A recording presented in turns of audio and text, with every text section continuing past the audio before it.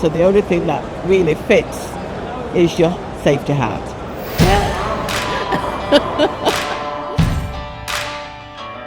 It's generally been the length and sizes of clothing, so it doesn't fit properly, it's too long, the arms are too long, and a man's six is not a lady's six, so that's always a big issue. Men's high-vis on that looks like a nightie on me, comes down to my knees and flaps around in the wind, not ideal. Particularly with high-vis materials, you're then making it non-compliant because you're actually hiding all of the high-vis bands on there. There's a lot of advertisements for women's PPE, but then I see it's more expensive.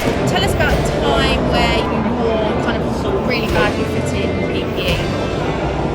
So, in the laboratory, Every day. yeah, it wasn't very practical and very uncomfortable and restrictive. All of the coveralls and that sort of thing are really boxy, and sometimes the crutch hangs down, you have to sort of wriggle your way up in it while you walk around in it. They're often enormous as well, aren't they? How do they make you feel?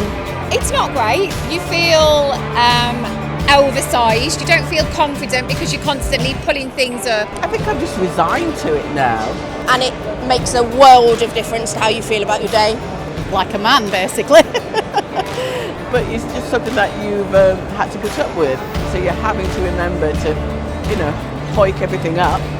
And if you're making notes, you can't really hoik and make notes.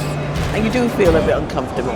A bit self-conscious, I suppose, that somebody's going to make a comment about that it doesn't fit you.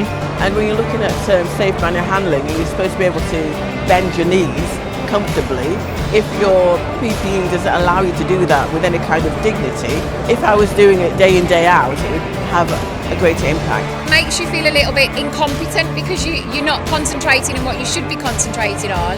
You're actually concentrating on what you're wearing, and that's not ideal when you're in a predominantly male environment as well.